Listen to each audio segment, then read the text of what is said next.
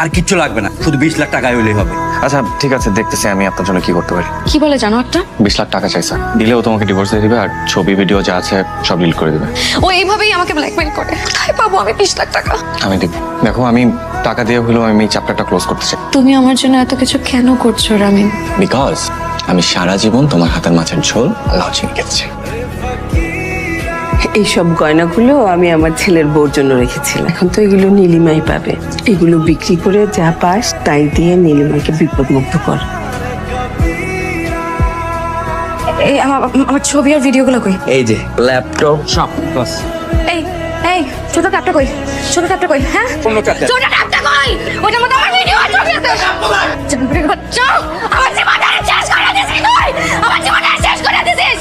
Tap কই? Tap. এই তো ট্যাপ।